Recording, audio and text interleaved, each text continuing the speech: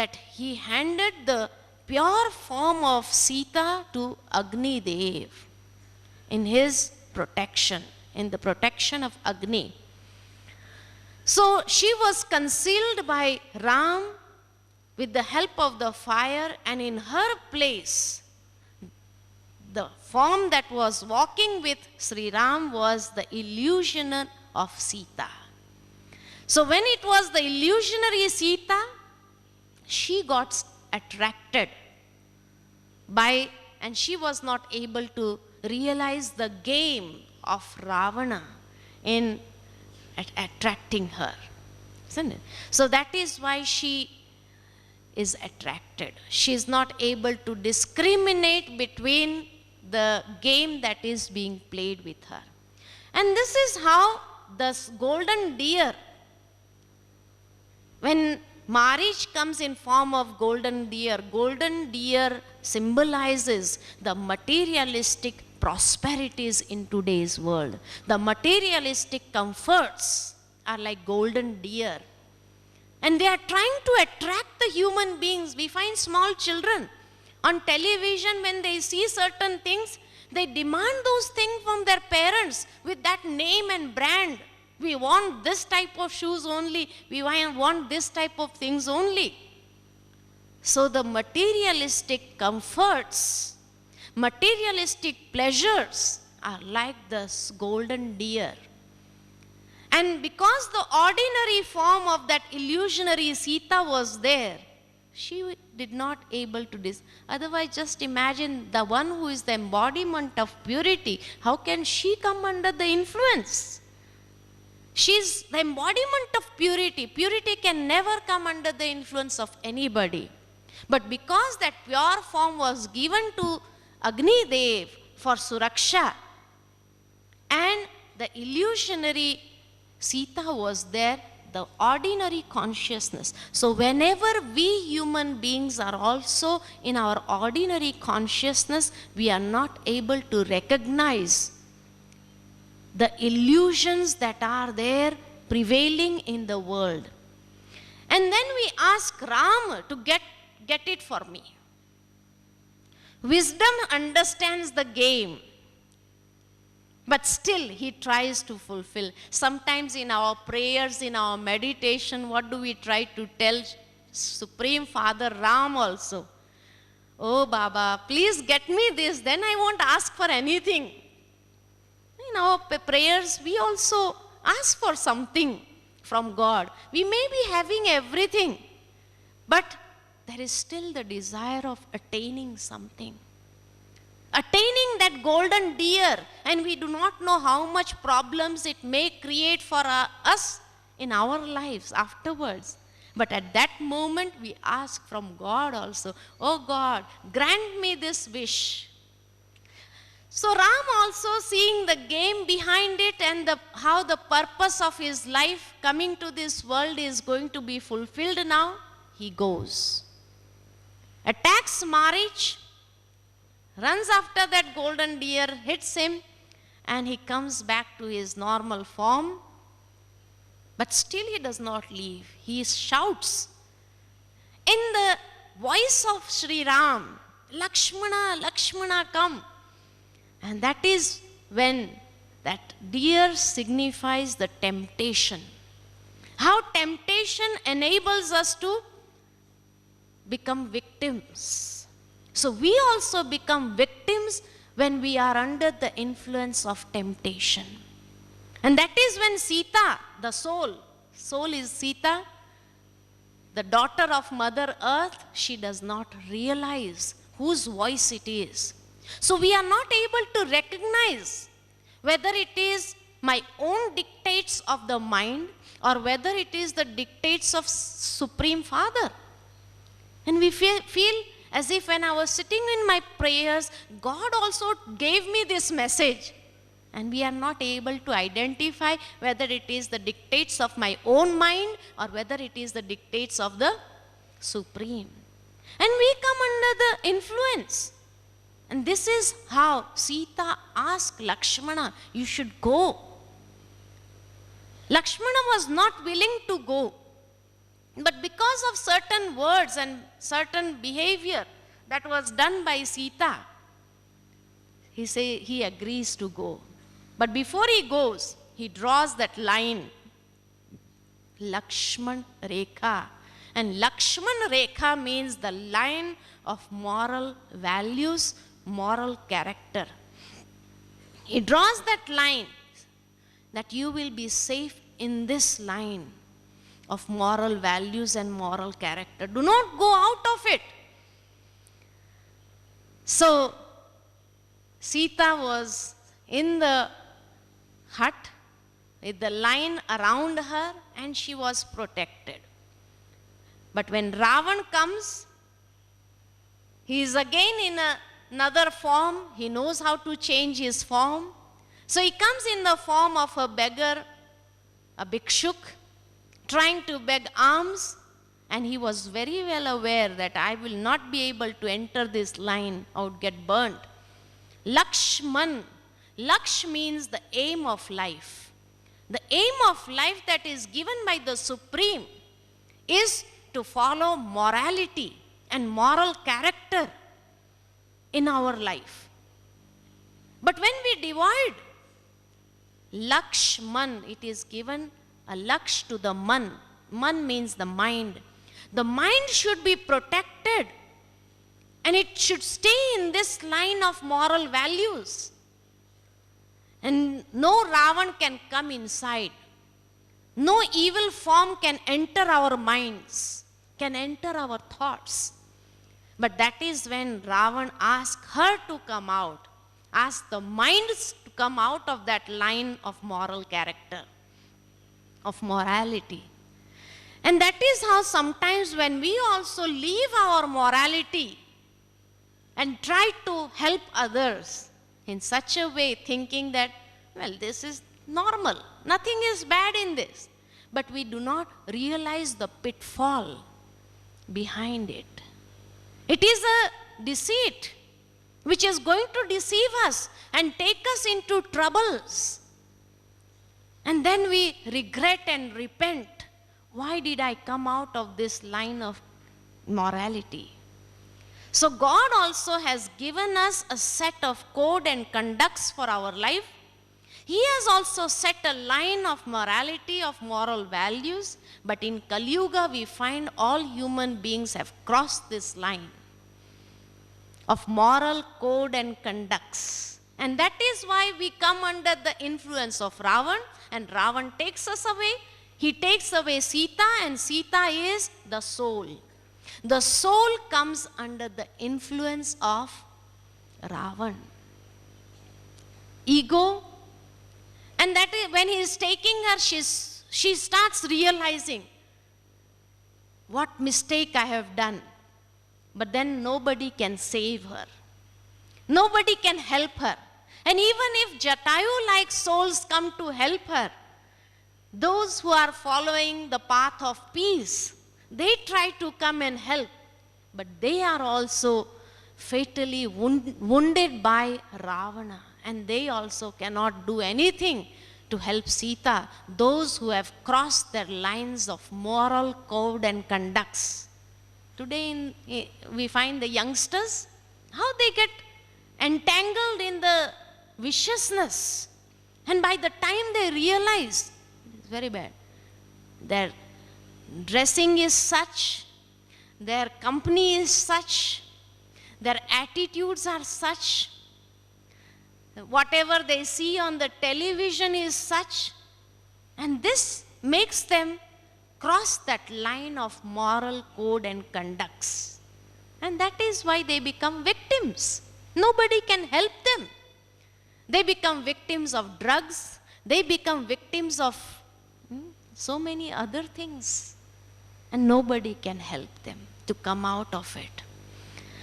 It takes a long time to bring them back, like Sita, to bring them back. So as he was taken, then Sri Ram and Lakshman come to look for Sita, and they find Jatayu lying there. And the subtle form of Jatayu emerges and gives them the complete news of where and who has taken Sita. So Sri Ram and Lakshman goes further to look for Sita. And as they go further, when we also get the spiritual understanding, get deep realization, from here when you will go, you will try to look for those Sitas who are entangled in Ravan's cage, isn't it? Those who have crossed their lines of moral code and conduct. You can become the embodiment of wisdom and renunciation like Ram and Lakshman, and look for them and bring them back on the right path of code and conduct. So as they go further to look for those souls, we find that they meet Shabri. Shabri is such a character, very poor in real life, but she wanted to entertain Ram by offering him the plums. She tasted each one of them to ensure that they were sweet and they should be eaten by Lord Rama.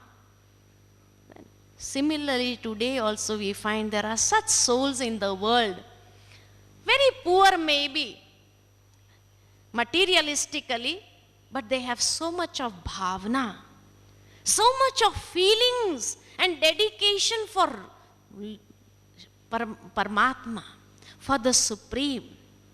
Each and everything whatever small they have, they would collect, they would keep with them, thinking whenever we will find God, we shall give him that which we have saved in our life. And that is why the Lord is also known as Garib Nivas, the one who is the protector of the poor, the one who loves the poor, who has the true bhavna in them, and who wants to offer all that they have to the Supreme. God also listens to their things. And they are the ones sometimes to direct the souls who are with wisdom also what they should do in their life.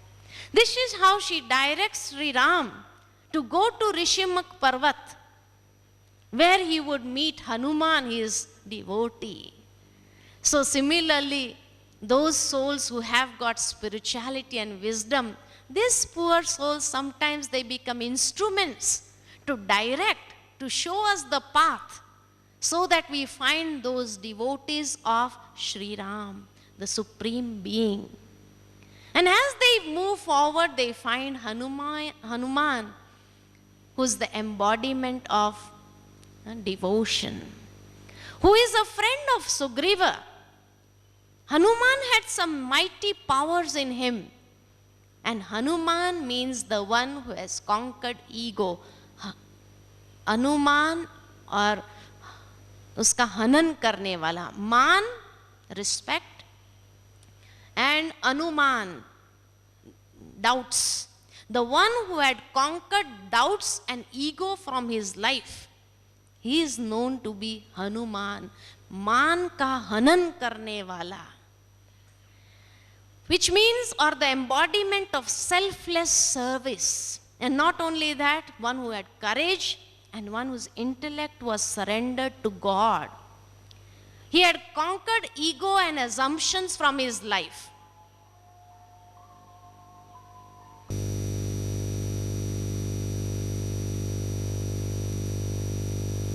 So this slide shows that at least if we cannot become the embodiment of wisdom like Sri Ram, at least let us become the embodiment of selfless service like Hanuman.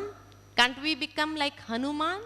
The embodiment of devotion, the embodiment of selfless service, the embodiment of having the surrendered intellect and courage to become the helpers of God, become the helpers of Sri Ram, the Supreme Being. So let us become like Hanuman. Hanuman is shown in the form of a monkey because the intellect sometimes jumps here and there. The mind jumps like a monkey. So although our mind may be jumping here and there, but if we have these characters, then also we can become true companions and true helpers of God as well. So let us become like Hanuman. And he takes them to Sugriva, who is his friend, and introduces to him. And Sugriv come at the feet of Sri Ram. It is said, whoever soul comes at the feet of Supreme Being, जो आत्मा प्रभु की शरण में आए एक बार, the one who comes in his sharan, in his protection, in his canopy, God promises him to liberate him, to give him the rights that he had lost. So similarly, if we are able to come in the company of God, be companions or helpers of God, God promises us also to get our rights. It is said that Sugriva had lost his kingdom and his wife, and his brother Bali only had removed him from his kingdom and taken over his kingdom. Now Bali was very powerful, but full of ego and always engaged in other activities. So similarly, God also promised Sugriva to get back his kingdom, to overcome Bali, and to get back whatever he had lost. Similarly, if we become the helpers of God, God also promises us so many things, and his promise are not false promise. His promise are always that which he gives to us. So this is how he destroys ego and lust and gives back the kingdom of self-control to Sugriva. Once Sugriva is crowned prince again of his kingdom of Kishkinda, it is said that all the devtas, the deities also witness that ceremony, and he again regains his self-control, and the 5 elements of nature also help him to maintain the law and order in his kingdom. But after that, he forgets his promise. God fulfilled his promise, but Sugriva forgot his promise because he was so much in the entertainment. And that is when, sometimes when we also become helpers of God, but if we forget our promise, God fulfills his promise, but at the same time, he takes or he makes us realize that there is something you have promised to me also. And now fulfill that promise again. So this is how he reminds him of his promise. And we can see that how he is able to gain back his kingdom, and not only that, but then they sit and discuss now what to do, how to get Sita back from Ravana's clutches. And it is said Hanuman had so many powers in him, subtle powers, but he had forgotten. He had forgotten the powers that he had, that he was able to jump the ocean also. He could do the impossible possible because of his surrendered intellect and the devotion that he had. And when he gets the blessings of the Supreme, his intellect is granted, and people remind him that you have such powers, you can do this. So now in this path of spirituality also, the soul has immense potential, but we have also forgotten our potential. So God is reminding us. Brothers and sisters are reminding us what potential we also possess. We have so much of potential to do the impossible possible, and nothing is there that we cannot do.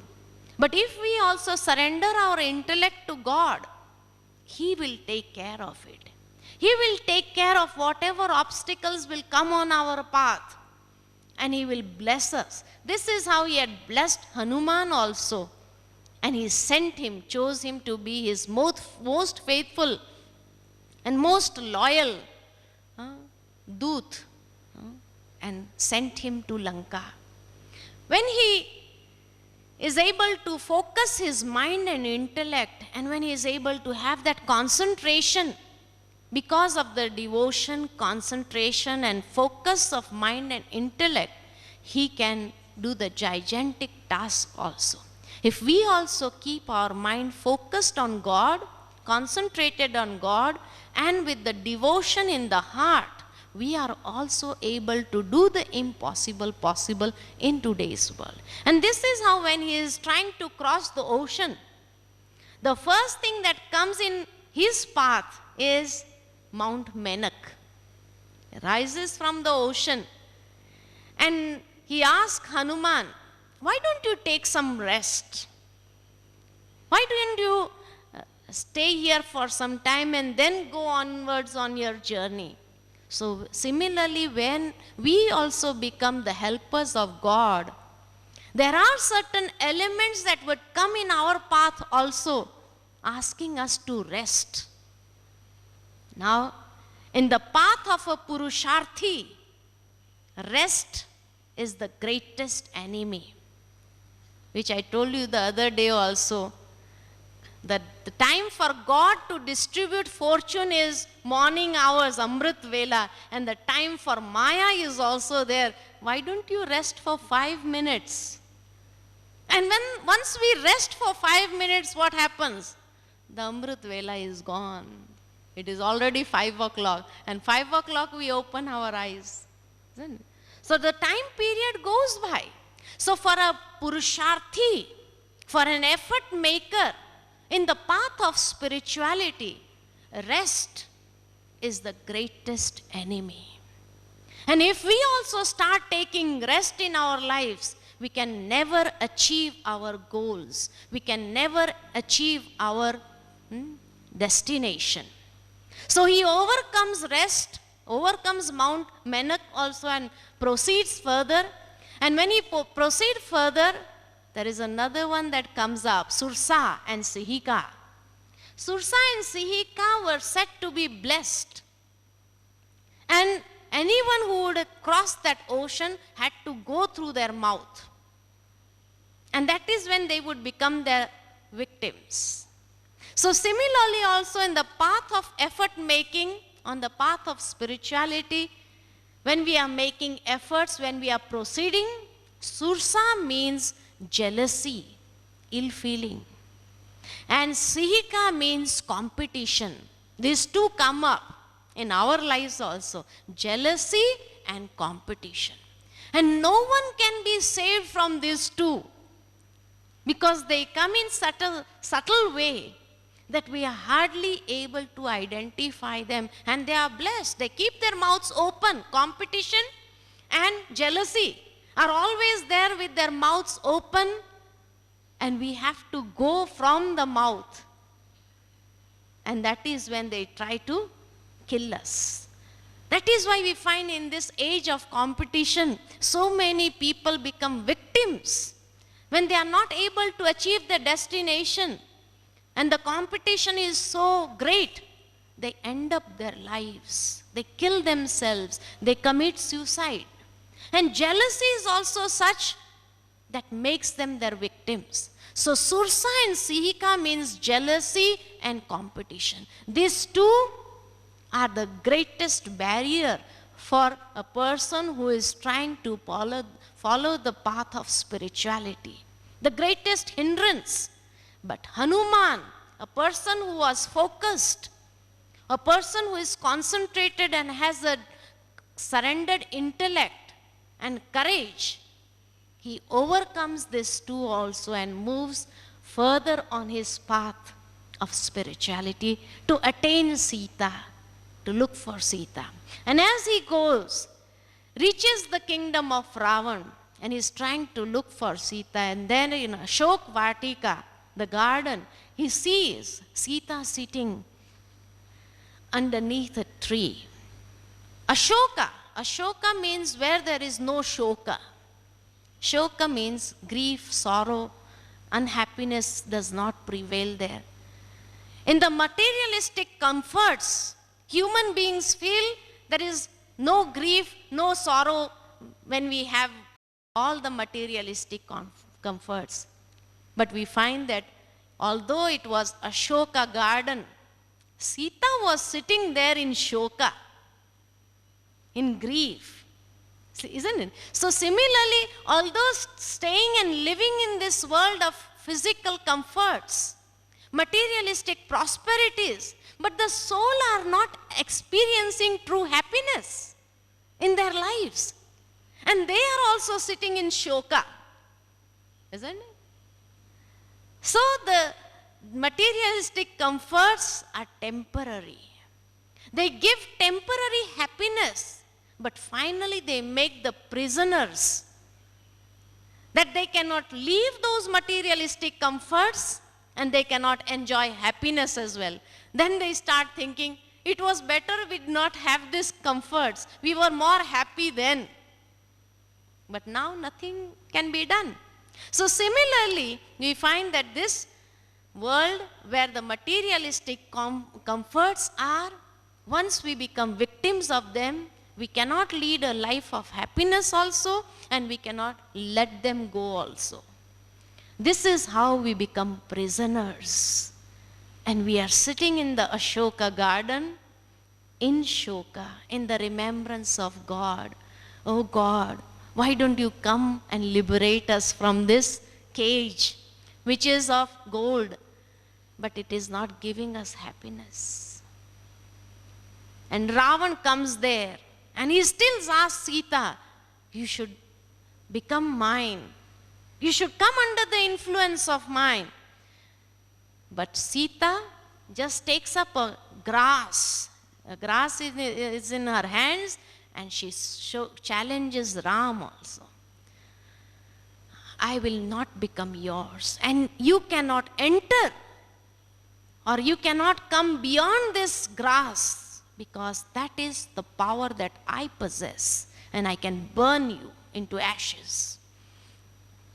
So similarly, living in this world of materialistic pleasures, all comforts, if we really want to get out, if we really want to experience happiness, we also have to increase our power of purity, our aura of purity.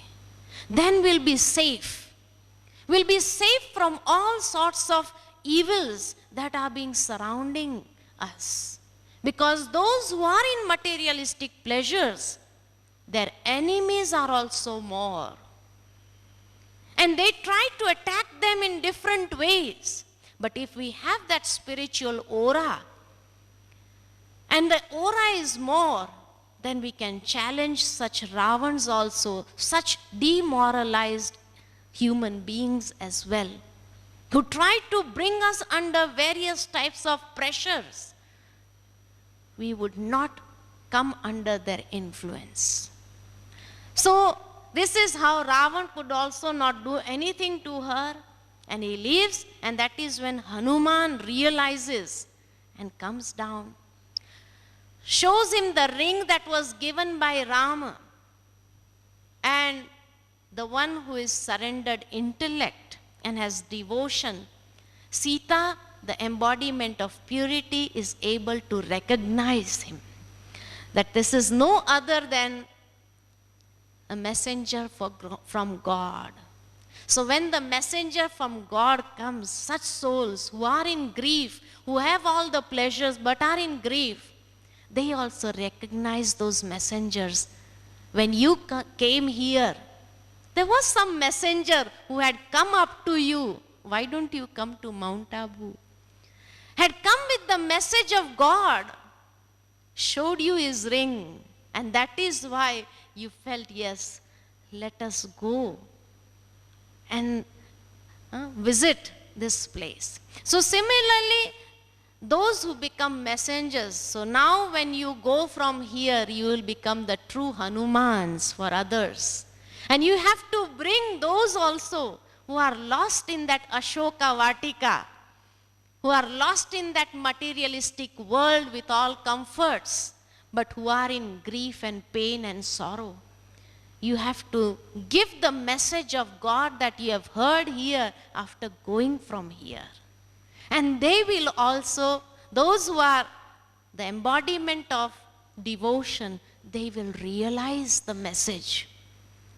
And this is how, this is the greatest act of charitable, or this is the true way you can become Hanuman or the helpers of God in bringing those Sitas out of those cages and enlightening them. As we go further, we find that after Hanuman recognizes Sita and gives the message, then he thought of destroying that Ashoka Vatika. So as he was trying to destroy the Ashoka Vatika, Meghnath comes and captures him. And he takes him in front of Ravana. But Hanuman was courageous and he wanted to see Ravan, who Ravan is and how he is. So because of his qualities and his virtues, he was not at all afraid of anybody. Those who are afraid can never become Hanumans. If you are afraid that if we go from here and if we give this message of God, we don't know what people will tell us. So then you can never become Hanuman. So you have to challenge those Ravans also on the basis of the qualities and virtues that you have promised here in front of God, that we shall live such a life. And you should have the courage to face those evil forces as well, the negative forces as well. Because the one step you take to perform a benevolent act, the devils, the negative forces will try to stop you. Don't do this. They will try to stop you. But don't be afraid of them. These are the test papers for you to prove your worthiness. And this is how, when he is taken in front of Ravana, Ravana thinks of punishing him. So he tries to put fire to his tail. And what does he do? He converts that threat also into an opportunity. He burns Lanka, isn't it? So those souls who are not afraid, they turn threats into opportunities. And they progress in this path of spirituality also. Nothing can stop them. They are able to damage Lanka, means they are able to damage the ego consciousness of the evil forces. And they challenge them as well. So it was also a damage caused to the ego of Ravan. So then it is said that he takes a vow of fighting with Sri Ram also. And then as Hanuman goes away, Mandodari tries to convince Ravana. Just imagine, one devotee of Rama can cause you so much of damage. The damage to your ego. Just think of Sri Ram. He's the mighty one. But he was so egoistic. And a person in the world who is egoistic, he can never understand the message of God. He can never understand the signals of God. And this is how even if somebody tries to give them good advice, they do not listen to that advice. And this is how he does not listen to Mandodari also, a person of good character, but is not able to listen because of his egoistic nature. Vibhishan tries to give him the advice, but he is so egoistic and he says, I will have a bloodshed only. And nobody can avoid this.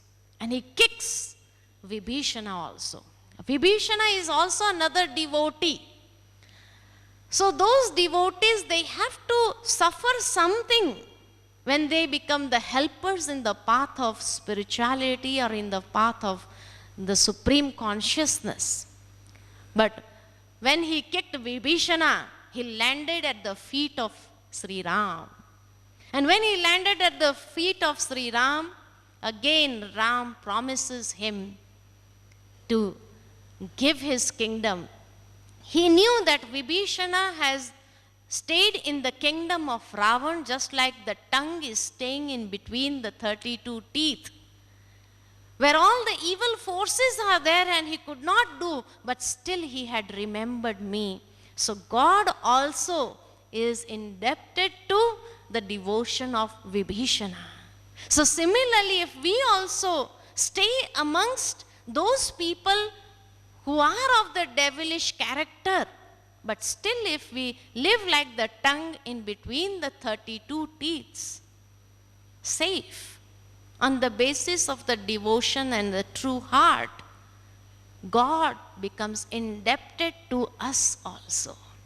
And he promises us, and this is how, on the basis of the wisdom and renunciation, with those powers, he tries to protect him in every way. And he grants him the promises. After that, he sends Angad as a messenger to Ravan, finally caution him whether he wants to return Sita or not. But he insults Angada, does not give him a seat, and he created his own seat. In today's world also, people will not give you the seat of self-respect because they do not have respect. But you will have to create your own self-respect and be seated on this seat of self-respect. And when we sit on this seat of self-respect, nobody can do any harm to us. Nobody can shake our feet from the path of spirituality. That is why it is said, when Angad put his feet, when he put his leg and he challenged Ravan, if you are so mighty, just move my feet from here and I will tell Ram also to surrender against you. And when Ravan came to move his feet, he said, you are such a foolish one, trying to touch my feet. Why don't you touch the feet of Sri Ram only? So those who are egoistic, they hardly realize what they are doing. They degrade so much to such a level that they are ready to catch the feet or support of such souls instead of going into the canopy of the Supreme Being. So Angada was the one who had self-respect.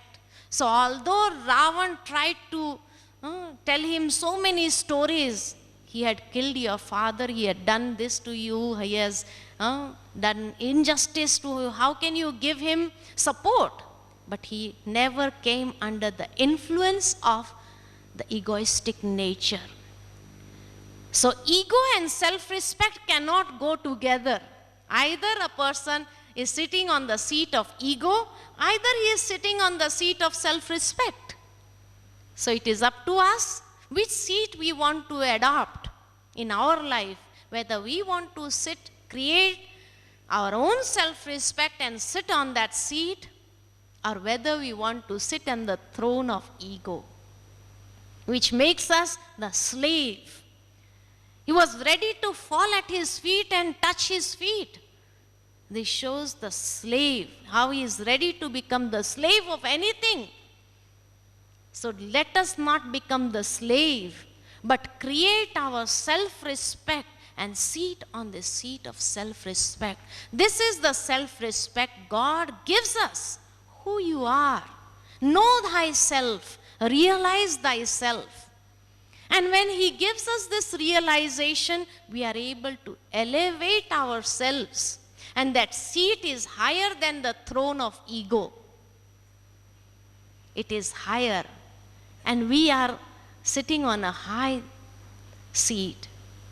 And this is how, and he goes back with the message of Ravan that he is not ready to give you Sita ji.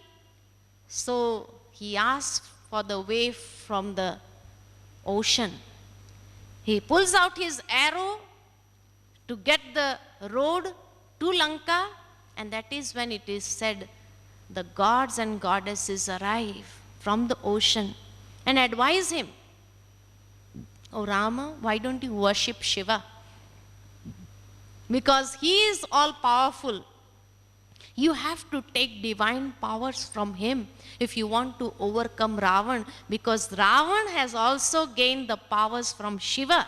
So first you will have to match yourself. Then only you can overcome him." So after receiving this wisdom from the gods and goddesses, it is said that soul also realizes, and again with the power of yoga, he worships Shiva. So when Shiva is being worshipped by Rama, that is why it is known as Rameshwara, where Ram also worshipped Shiva. So the Lord of Sri Ram is also Shiva, the God of the gods, the gods and goddesses. So Sri Ram is gods and goddesses, but the God of the gods and goddesses is Shiva. And this is how Shiva grants him the divine powers, more powerful powers, in order to overcome Ravan.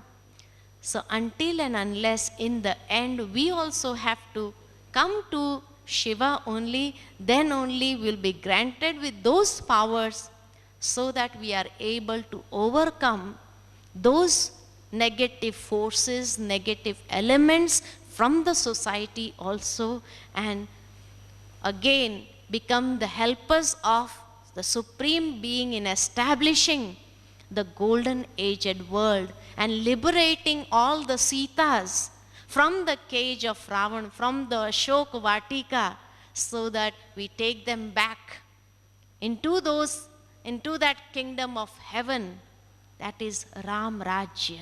And this is how God establishes Ram Rajya. So it is a story of the three Rams, the story of Atma Ram, the story of the Supreme Ram, and the story of the son of Dashrath. And with these words, I end here. Thank you very much. Om Shanti.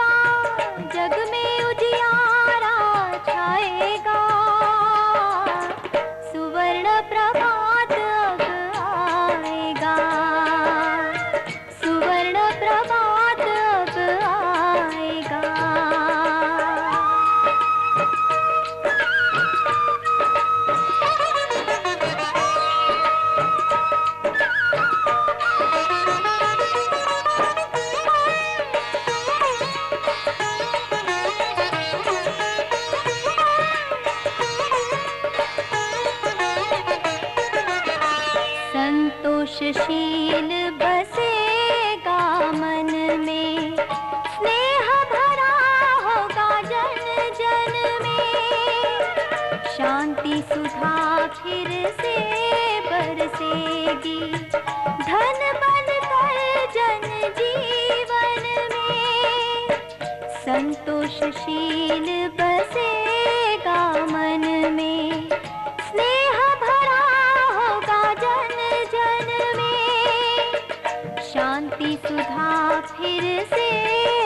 बरसेगी, धन बन कर जन जीवन में। कण कण पावन बन जाएगा, कण कण पावन बन जाएगा। सुवर्ण प्रभात अब आएगा, सुवर्ण प्रभात अब आएगा।